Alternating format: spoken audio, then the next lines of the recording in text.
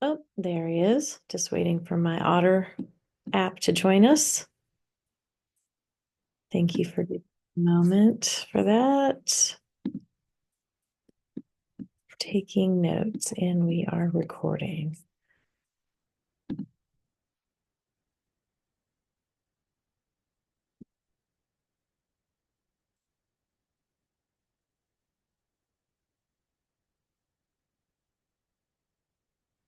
think I can go into slideshow. I hope that is showing for you all. Okay. Well, thank you for coming to my final project presentation. This is our final assignment, addiction treatment approaches, where we pull, well, not everything together, but a kind of a mini case conceptualization for the case that we were assigned or that we chose. My case was on gray, which I think a few other people have. Just a quick reminder, gray is cisgender female, identifies as African American. Unclear if she identifies as queer, although she is living with a woman. She has a history of alcohol use disorder and also a history of depression and anxiety. I think a teenage onset, perhaps earlier than that. She has current benzodiazepine use, Xanax, possibly misuse, although she doesn't think there's a problem, and my clinical supervisor doesn't think there's a problem. And apparently, my university supervisor doesn't think there's a problem either. So I needed to kind of pump my brakes and slow down on that. She does have a history of overdose. She disclosed alcohol poisoning, and which is, you know, overdosing on alcohol. She is self-referred, but she is a resistant client. She's here at the request of her partner, who's been complaining of her depressed demeanor, behavior. She's not doing her chores. She's not getting in for work on time, etc. And she is refusing to be evaluated by our agency's addiction specialist. So that's a quick overview of her case. One of the some of the feedback I got in the discussion post was that I did not address how I might engender trust and more quickly build the therapeutic rapport with Gray. We are from different cultural backgrounds, and and in addition to her resistance, so we have the cultural divide, and then we also have her being resistant to treatment. One of the things that was mentioned several times in many different chapters of our textbook was that if the therapist can't remain open and compassionate, then it is often blamed on the client for being resistant, reluctant, difficult. So we often have to just examine ourselves. Are we being non-judgmental? Are we maintaining that curiosity? Have we provided an inviting atmosphere for them? Um, and, even if it's just like visual, there might be a visual microaggression somewhere, just, being really open to feedback in that area. Um, and one of the articles I found was that remarked that resistance to therapy is not always negative. It can show an indication that therapy is actually working, that you're challenging them just enough. Whereas if they are very passive, then you're probably not making any headway or any inroads to get to the meat of the matter. Um, the author also recommended modeling self-disclosure and transparency so that there's a bit of quid pro quo, and that equalizes that power dynamic more. But I thought that I would have the boundary for her that if she comes to, I want to work with her, but if she comes to sessions under the influence, then we wouldn't be able to continue with therapy.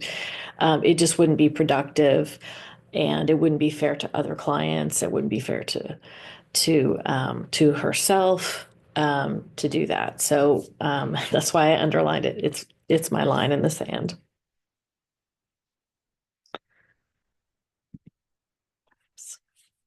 It's not turning. There we go. So after, medical history and the standard, mental status exams and all those beginning, um, new client uh, paperwork that we've got to go through. Um, I decided on some additional instruments to get a better picture of her case and her situation and her concerns. The first was the cultural formulation interview, which goes beyond just a basic intake and medical history and really gets to the crux of or helps start to hone in on what some of the intersectionality, if any issues are stemming from intersectionality. There's a special ACEs questionnaire for sexual and gender minority people, and it deals with, in addition to the regular, more kind of limited ACEs questionnaire, it also deals with, like, say, bullying or becoming unhoused because of being ostracized by your family. There could be not just violence, but hate crime. And then in addition to that, there's also the I'm sorry, not extended, ACEs expanded, which um, which deals with African American, not just lived experience, but also intergenerational trauma. Things like witnessing community violence and things of that nature. Because she presents with depression and anxiety, we want to screen her using the standard Beck Depression Inventory 2 and the Beck Anxiety Inventory. My feeling is that she is self-medicating with her partner Xanax because she is struggling with anxiety, maybe even a little bit more than the persistent depression.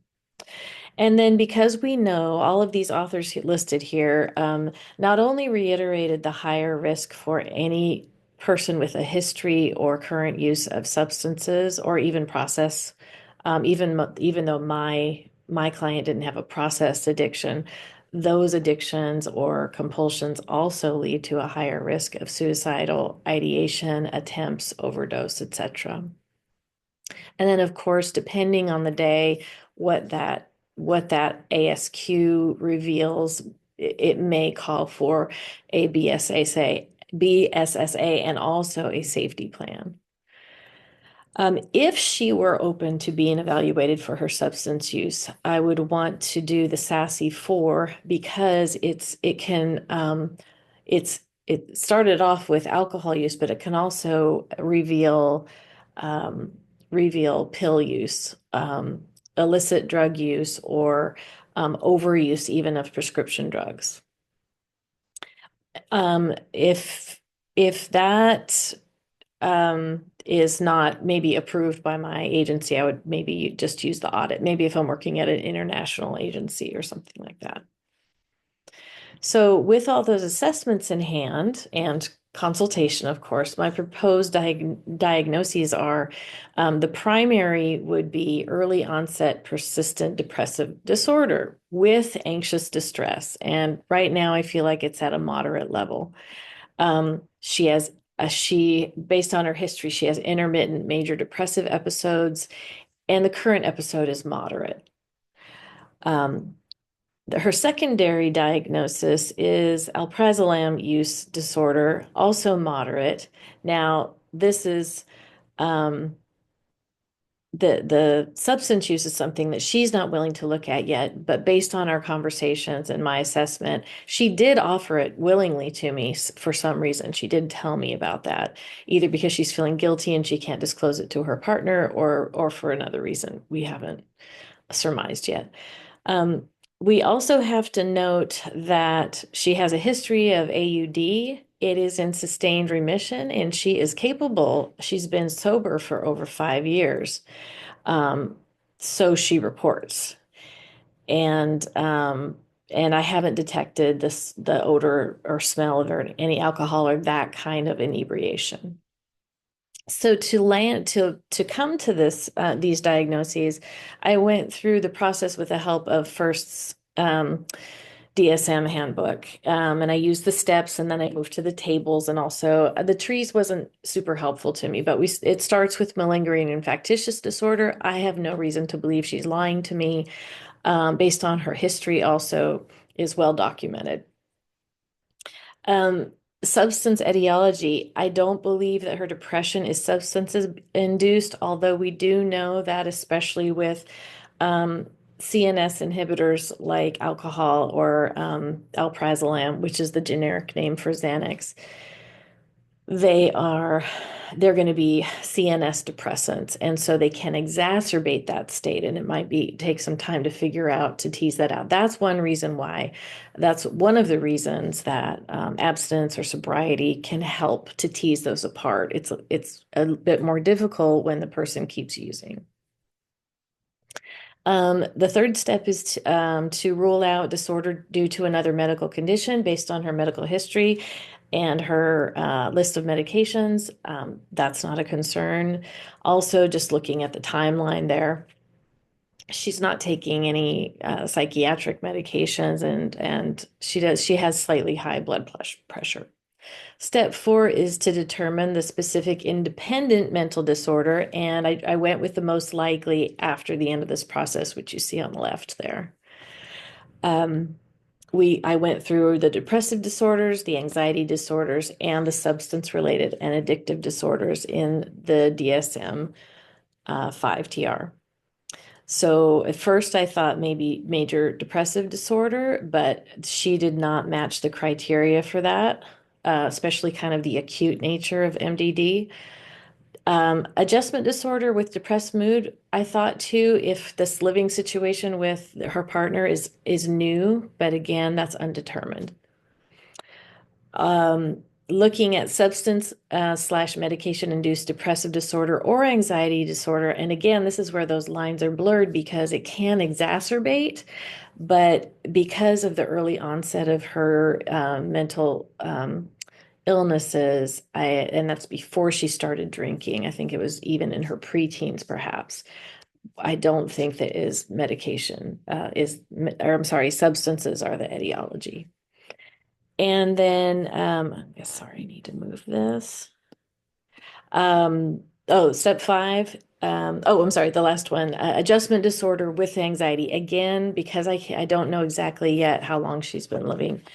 This could be a new or upsetting um, cohabitation situation for her. Then the next step five is to differentiate the adjustment disorders from the residual other specifieds or unspecified disorder. This is where I'm still struggling with diagnostics in the DSM because, as we know, those shifting areas, especially when it comes to the process addictions in the compulsive category, those lines are blurred. So I need a bit more practice here in that other specified or unspecified category. Um, Step six, though, was fairly straightforward, though, because it was fairly easy to establish the boundary with no mental disorder. She was able to talk about times when she wasn't depressed and what was going on in her life versus the symptoms that she has when she um, becomes depressed and starts using, or when she had started using alcohol before. So the two addiction treatment approaches, and again, these also cross over into the relapse prevention models. For instance, the Gorski synapse model has a very strong relapse prevention model with it, and whereas the harm reduction model, for obvious reasons, doesn't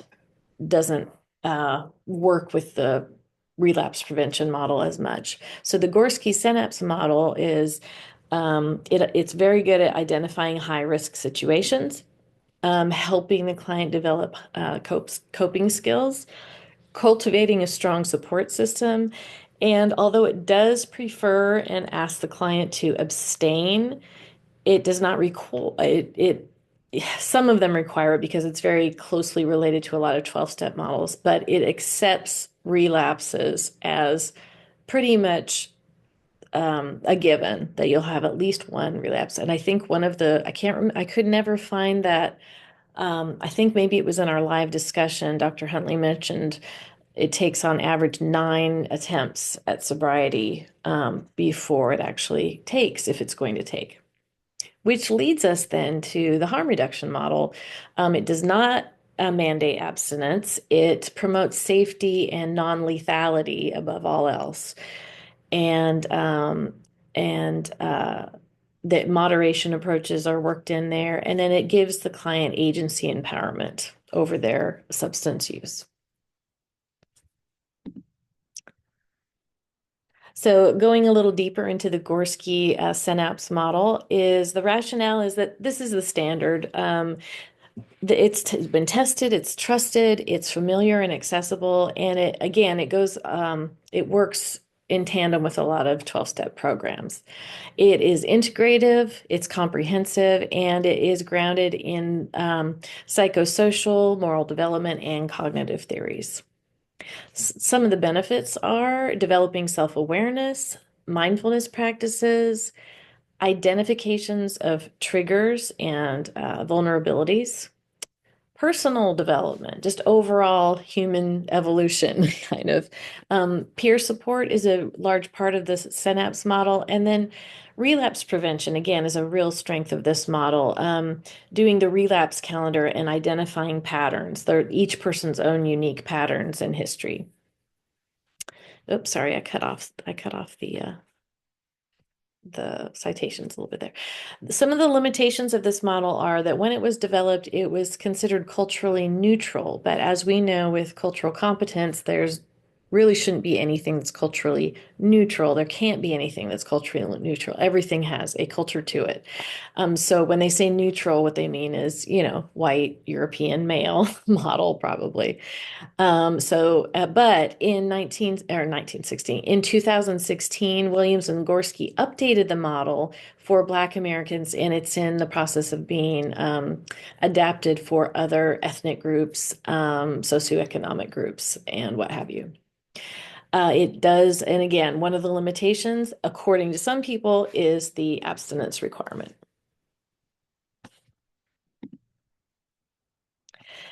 So the people that the Gorski model is best suited for are people who want and are able to maintain, to abstain, or people who have to abstain because of medical or psychiatric issues.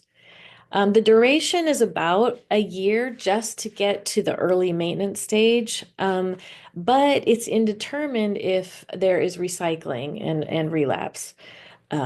The one thing that the model does warn against is not to do any of that deeper work until emotional regulation techniques are in place and methods to coping skills that are not that related to that addiction are established before digging into deeper issues like ACEs and childhood history and traumas and things like that.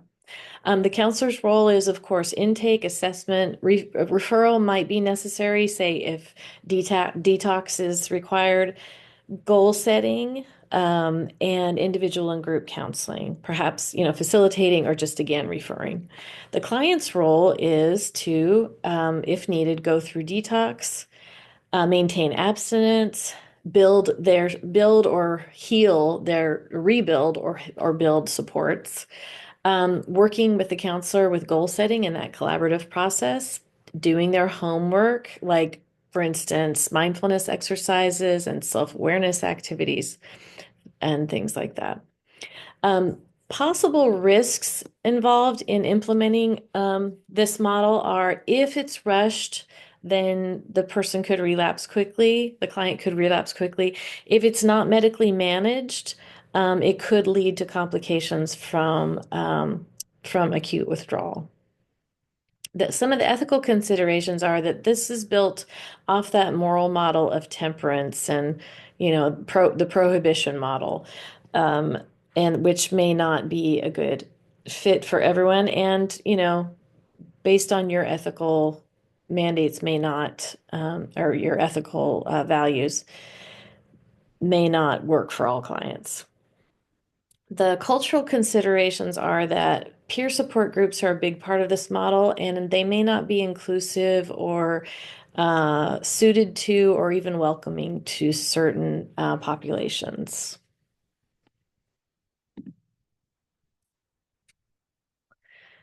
So going deeper into the harm reduction model, the rationale is that it is basically utilitarian. I mean, some people think that's kind of a cynical view, but it's very realistic. It's like drugs are always going to be with us. They've always been with us.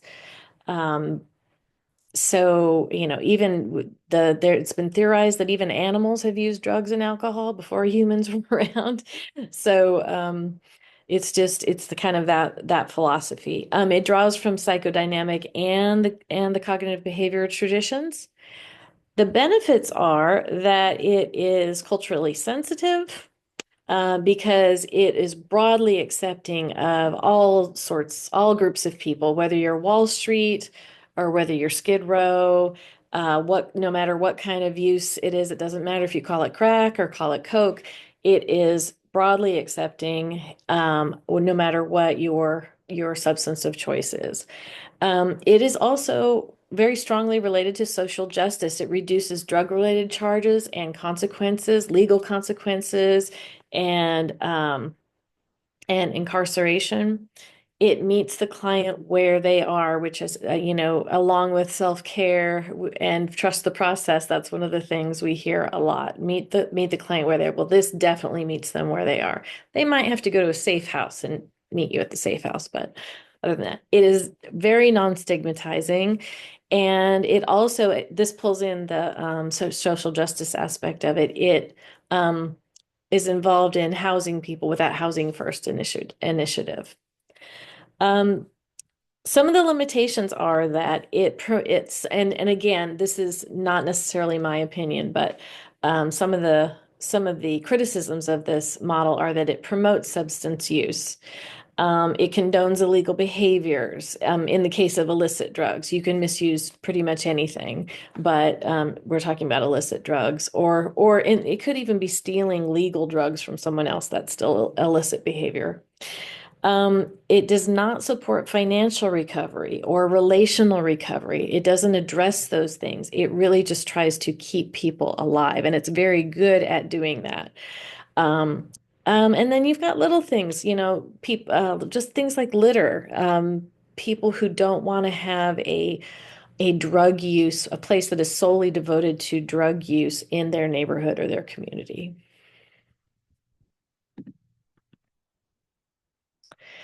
So the harm reduction model is best suited to clients who do not want to or are not ready or capable of quitting altogether. The duration is indeterminate because, again, there's no mandate for abstinence, and some of these people have just chosen to be lifelong users of either their favorite substance or different substances.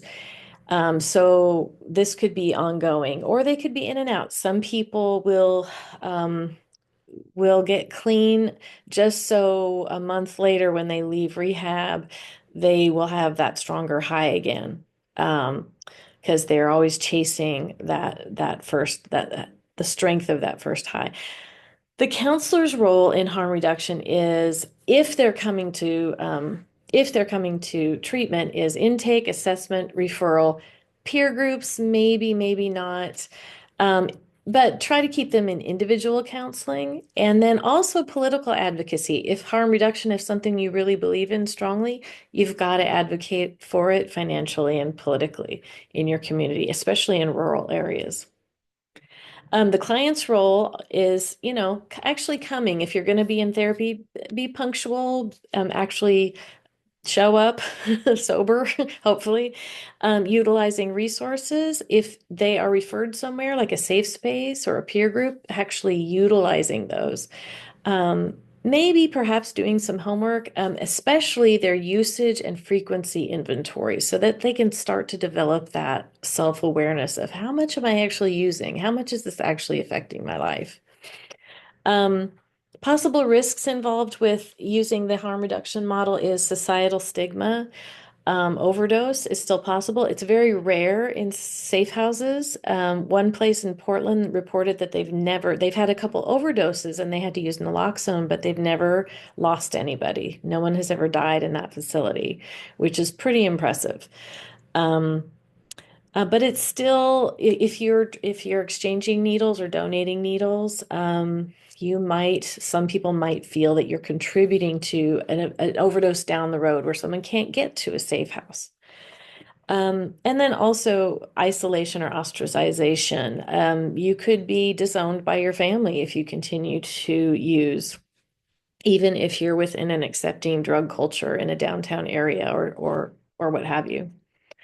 The ethical considerations are mainstreaming of substance use. Some people believe all substances like that should be illegal, and that again, legalization can lead to like legalization, which some jurisdictions have done. Some, European jurisdictions have done, like Amsterdam, I think. The cultural considerations, again, this is one of the huge upsides, is it is very accepting of all shapes and sizes, walks, people from all walks of life, no matter what your substance of choice is. Um, and it also provides people with lower socioeconomic situation, either because of their drug use or because they started off in that class, getting some resources, and that non stigmatizing. Um, yeah, there are certain drug cultures and rules and things like that, and you might need to become aware. If you're working in harm reduction, you might need to become aware of those. And then it's also sorry, never mind. That was extra. I put that on there twice, I think. Sorry. Okay, so how would these again, we can with reminder with Grays, we cannot diagnose her with this. We can't evaluate her for this. This is just if in the future, as the exercise goes, so we could be prepared with all of this if and when she decides that she wants to address the Xanax use. So it would help her develop an awareness of her underlying issues. She would have clearer cognitions if she could reduce or moderate her use, maybe through moderation management. It would give more regular therapeutic opportunities, and each one of those is going to be cumulative for the client. It could help her become integrated into Pride culture and learn more about her culture and build more ties and have more agency within that group. It could gain her the support of her partner and improve her relationship if she shows that she's really committed to doing this for her partner. But if I push any of this, if the clinician pushes any of this, you could rupture an already very delicate alliance. One of the things I was thinking, going back to that piece, is how I develop the trust is, um, not just the judicious use of self-disclosure, but also dangling the carrot of, hey, I'm going to give your partner a really good report card if you allow me to, if she signs the paperwork and lets me speak to her partner, or we could even incorporate some couple work there. And I feel like if that improves, that's just a great stepping stone to other improvements in her life.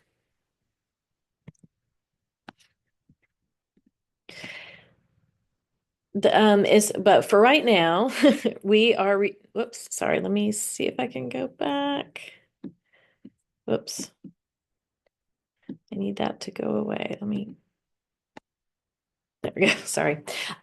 We have to focus on the underlying mental illness, which is, of course, the depression and anxiety. Um, we would use, my choice for her would be acceptance and commitment therapy, which is based on relational frame theory. It basically does not negate the experiences she's been through. It actually faces them and acknowledges them, but then also finds a way to move forward from there. helps her develop resilience. In ACT, they call it psychological flexibility. And I'm sure someone else has said something similar. So, but I did not get this part right here, address the three C's from anyone. I kind of got that on my own. It would help her address her cognitions, her crises, and improve and build connections. Psychoeducation is a big part of this.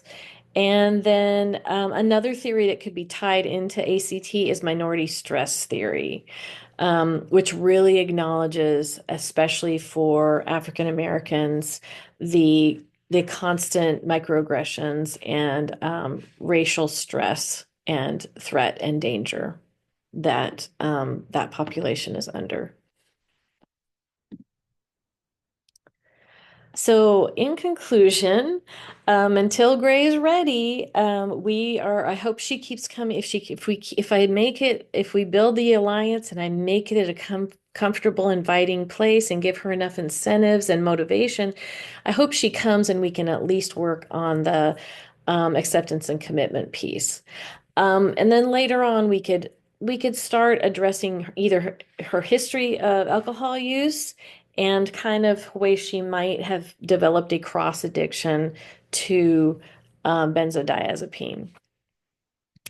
One of the advantages of this is that we don't have to wait for her to detox or deal with a substance to address the ACEs unless she's coming to sessions inebriated. We can help her, we can work together to unmask and look at that underlying pain, perhaps trauma. We can help her increase and find new coping mechanisms and strengthen those.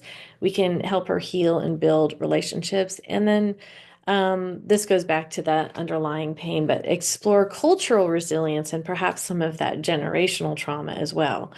All in all, if Gray keeps coming to her sessions, I feel like we can make a lot of headway. But ultimately, it is up to her what she wants to address. And I am there to serve her and help her improve her life in any capacity, even if it's not the scope and scale that I would like it to be. I have to be willing and able to respect and support the help that she wants and needs in the areas that she wants and needs.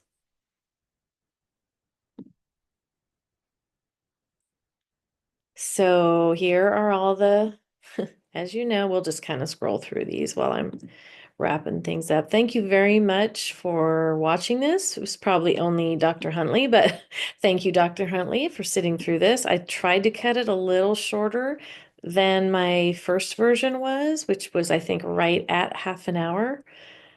Um, so let me know if you weren't able to hear or see anything, and I'll be happy to just share my slides with you.